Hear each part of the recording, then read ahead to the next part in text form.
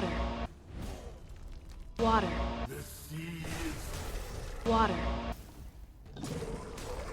Water. But then everything changed when the like and subscribe nation attacked. Alright, real talk. Pasta, what even is this crime against humanity? Also, why even naming yourself pastaphobic? It sounds ugly. Well, Asmongold was already taken, sadly. This is my wet build. What kind of wet? The good kind? I don't know. It's been too long to even remember. The magical kind. The kind you can play in the base game after you finish Act 2? But Pasta, do I even have to play with spells? I don't like to use my squirt gun. No, but this build is a hybrid, so it can do both. But don't worry, you will not miss out on damage if you want to play just full melee. You just want to smash that thick index finger on those swords. Do I need Sanctuary of Sarras to play this? Well, yes, if you don't have it, check description. My battle mage is almost as strong. In this build, I will go through all the location of the necessary items, alternatives to use during leveling, skill tree allocation, which attribute to put. Let's begin. Okay, let's look at our gear. This build doesn't have many mandatory pieces, but will require some items to work. First of all, Hexgrip Vambrace. This is the only item in the game that will allow you to convert spell power at 50% in physical damage. You need to finish Act 2, then you will get a quest that will guide you to the Gates of Knowledge, the Shattered Tower. You cannot miss it. Doublet of the Last Jest, that will give you an insane amount of damage, with a penalty that literally doesn't matter because we don't rely on incoming healing, we rely on Life Leech, and Life Leech is not affected by incoming healing. We will be either dead or full life all the time. Doublet of the Last Jest you get at the end of Act 2 in the Crypt of Sir Dagonet. The rest of the items, let's look at our weapons first. So, we're gonna use Lover's Lament. I will not tell you how to get Lover's Lament, but Pasta, why? Well, it's a spoiler. I will just tell you something. Don't be a simp. You get these in the main story of the DLC. And just remember that being a simp is really, really, really bad. Like, you miss out on these lovely swords. If, however, you do not want to get these swords for story reasons, lore reasons, whatever you want, it doesn't matter. The swords are not how this build works at all. We can use Shadowfang River from Act 2, Rage Blade from Act 3, we can use the Cobalt Swords from Act 3 from Cobalt, we can use Arcanist Sword in combination with a spell, like some spells do. We don't have to go dual wield if you want. Pasta, can I go two-handed? Yes, but you will have to move the points that we put in dual wield in two-handed. It doesn't matter. As long as the two-handed weapon is good enough. You can use Duelist Blades, which is the best leveling swords in the game currently. They will give you a lot of critical chance, which is good when you're low level. You can even use them in final setup if you want. You can use Tide Piercer from Act 1 and Sunsword. They also work. Sunsword is from Act 2. All the items that I mentioned here, except the DLC one, are on Map Genie, link in the description. For magic, you don't have to use a wand, but as usual I use Crucible. You get Crucible when you get your gloves and the amulet. So finishing Act 2 will give you so many powerful items. For spells, currently I only found 2 water spells in the DLC. One is Water Droplet and the other one is Crashing Wave. Of course, I use Crashing Waves because higher base damage. But if you want to use to dual cast these together, you can. Now let's look at the helmet. I'm using Vret, or Vrot, whatever is how, I don't know how to spell that, sorry. This one is good. It will help you with wet application, but it will give you attack speed. Attack speed is not bad on this setup. If you do not want to use this because you're like, well, I'm gonna use relics or I don't care about wet because I'm not using Lover's Lament, then we have option. I used Crow's Mask for a lot of time here. Crows is part of the Children of Morian questline. We can use Crystal Walker. It will give you a lot of points if your endurance is high enough. On this build, however, endurance take less precedence because we need to get our crit to a decent level first. You can use Percival. Percival is good. Can even use full Percival. However, it's gonna be a little heavy armor-wise, but you can do that. For Amulet, best in slot is Pendant of Endless Study. The higher level you are, the better it is. There are many other options that can be used here. Archdruid, Summoned Warden, Waning Moon while you level up as a mage, sure. However, when you're low level, Stone Warden Talisman crafted from the Blacksmith quest line in Act 2 is good if you need crit. Otherwise, you can even use Earth of Flame or the new Ice Amulet. I don't have it on this setup, but in the link in the description you will find a video where I gathered most of the items in the DLC. It's still not complete, however. You can use No Quarters from the DLC as well. It's a good amulet. For pants, we are gonna use Crystal Walker. Crystal Walker comes super late in the game, so you will not have any problem. In alternative, Spell Warden. If you have enough mana, it's a good option here. If you have too much mana recovery, case you can go with the Walker Warborn, also from Act 3. You can go with Dual Knight Trousers. You can get this one in Act 2. You can use Fledgling Breeches. If you sided with Self during the Children of Morrigan questline in Act 1, you will get this one eventually. It will help you when you're lower level. However, the higher level you are, the worse the crit items become, because you can always replace them by putting more points in Perception, which is exactly what we're gonna do. You can also use Night Stalker to get, it's from Act 2, one of the bounties. For rings, in New Game Plus, we're gonna use Swordsman Amulet. In the base game, you can only find one. Please, please, please, please, please. In the base game, use Perilous Orbs, because your crit is gonna suck. For boots, important.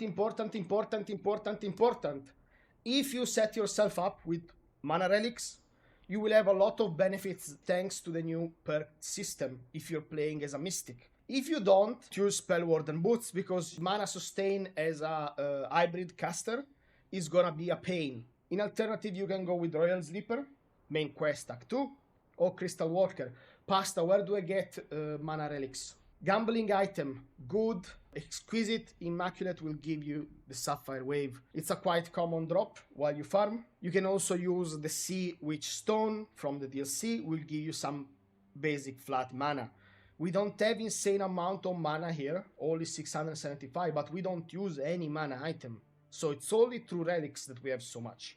If you want more mana, you can also use Archdruid Amulet from the Druid Shrine in Act 3. It will give you a lot of mana. For back item, make yourself a Winged Cavalier backplate. In Act 3, you need to go to Atli, here, do a couple of quests, then you can kill the trees there, and it's super easy to craft. If you are higher level than me, or you're using extra sources of crits, like for example the pants or whatever, you can use Ashen Veil from Act 3. You need to go in the Galahad Crypt. For then, you can use Dual Knight Cape from Abigor, the first duelist. They are quite decent. Alright, let's look at our stats. As you can see, this build really slaps. On melee, so on our weapon, we almost have 900% melee damage, while having 83% crit. However, when we switch to our wand setup, as you can see, we reach almost 1500 spell power. Okay, fine pasta, but what about our stats? 13 strength, 15 endurance, 8 dexterity, 20 spirituality, 4 practicality, and 10 points of perception. These are the minimum requirement. If you use different gear than the one that I have equipped, in my suggestion, then this minimum requirement can change, so keep that in mind. Okay, fine pasta, I don't care about this. Tell me how to allocate points. Okay, first of all, the first choice will affect if you level up as a melee or a mage through Act 1. Leveling up as a mage in Act 1 is generally easier, so I will assume that you do that. But pasta, can't I just play as a full hybrid from the start with a spell and sword? The issue is gonna be gear. Irregardless, you will give initial priorities to stuff that you can equip. So 6 points in spirituality, 6 points in endurance. Now we can use spell slinger items and waning moon. If you want to start putting points in strength to use swords or stuff, you can. However, some items have very high requirements, so keep that in mind. You will have to look at what item you want to use. Regardless, I will do this. 15, 10 points in perception, 15 spirituality, 15 endurance, 20 spirituality, and that is already overall good. 13 points of strength, 8 points of dexterity. The number of points in practicality will depend on the sword that you use. If you don't plan to use Lover's Lament, or you get Lover's Lament super late because it depends on the order you do things, then you will put them later. In any case, I will still pump endurance to 20, and then you want to pump perception, because Critical chance is the most important stat in Tainted Grail. Balance your perception, get that spirituality up for more mana, get that endurance maybe to 30. If you want to put more points in endurance because you want to use the crystal helmet, you can do that. That is up to you. Alright, now let's look at the skill tree. We start in spirituality, 1 point in mana battery, power in swiftness, arcane teaching, we finish taking mana battery, invigorating energy, then we go in wands, arcane conduit, wand mastery, and that is it here. If instead you want to start as a melee, or you want to make an hybrid, we always start in godly physique maxed, weapon of the great theft, agile fighter, ambidextrous, symmetrical. If you are using 2 different weapons, because you don't have to use 2 swords if you want, then get adaptive. Adaptive will give you little more damage, 3 points in powerful blows, unending assault, executioner. We go in practicality, 1 point in born in armor, 1 point in inner strength, max born in armor. We go in perception, extra lucky maxed, critical cascade, tiresome wave, because this is how you stagger through spells. But Pasta, why taking stagger from 2 different sources? We have the 3 points to do it. However, if you do not plan to use spell that much, or you want to stagger only 2 heavy attacks in melee, you will still put 1 point in tiresome wave because we want arcane mark. Arcane mark, 2 points in sorcerer's efficiency, 1 point in invited by the elements, elemental infusion, elemental shock, 2 points in respite in cruelty, 2 points in deep wounds, 2 points in critical aegis, and then you max bloodthirst so that we get our self-heal, 3 points in exploitation of affliction. Then as soon as we unlock Red Death in Act 2, Plague Warden maxed, this is amazing to keep ourselves alive. Then we're gonna invest points in Red Death in this order. We don't have a lot of spare points, so we need to be careful here. Then we go back in strength, unstoppable momentum, strike of luck, invigorating dance, 3 points in increased vitality, in dexterity, strong arm of the bowmaster, marksman. Now, if you're a pure mage, you can take marksman much earlier. We go in perception, go for the eyes, and like this we're done. I was almost forgetting the new skill tree. We are gonna focus on mystic. Yes, you can play as a warrior and a rogue. However, we are spellcasters, so I prefer this one better. So the most important node in this tree, it's Battle Mage. Battle Mage will allow you to benefit from the perk in the wand tree as you have your weapon equipped. Mana Spraying will help a lot with mana sustain. Recovery Focus is a point that we take along the way, so it doesn't matter. Arcane Smite will boost your damage quite a lot, the melee part. However, it will come to the downside that it will literally drain your mana. If you are struggling with mana, and of course I'm talking with the Spell Warden boots equipped, if you cannot sustain Arcane Smite, that is absolutely fine. I would suggest Mana Spring, Recovery Focus, Relic Hunter, Battle Mage, then Arcane Smite, and this is gonna be 1, 2, 3, 4, 5 points. You're gonna get 6 points at the end of the expansion. If you get every single sanctuary that is around, you need to touch it. And then the last point, you can put it in Ebb and Flow. Elemental Exposure, if you're playing with status effect. Yes, we are a wet build, but applying wet is really not that problematic because we use spells. There is also a relic that I'm gonna suggest later that you can slot in your weapons. Elemental Crescendo and viral elements are completely optional. Let's look at the location of most of the items for this build.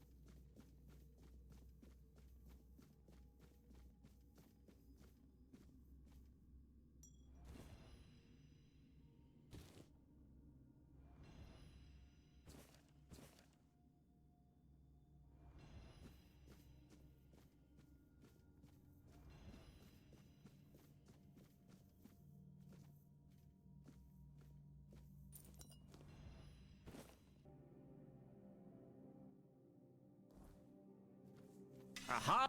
Hush. Oi. What?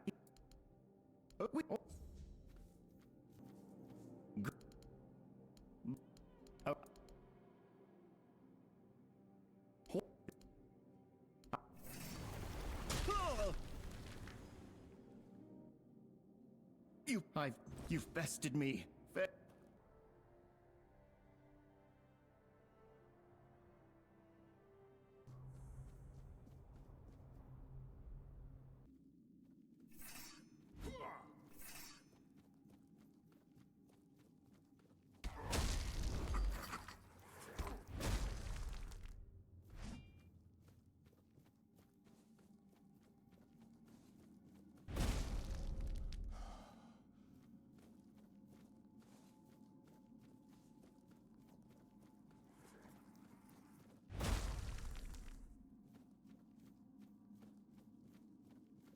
Stay focused.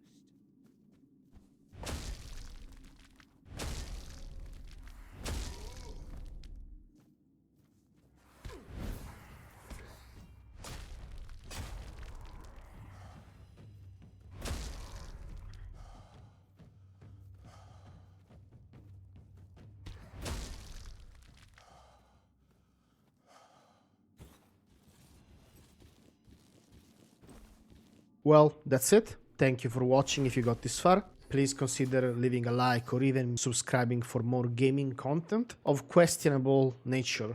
Mostly RPG or some stuff, I don't know. If you have any question or doubts, let me know in the comments. Have fun playing Tainted Grail, and I will see you in the next video.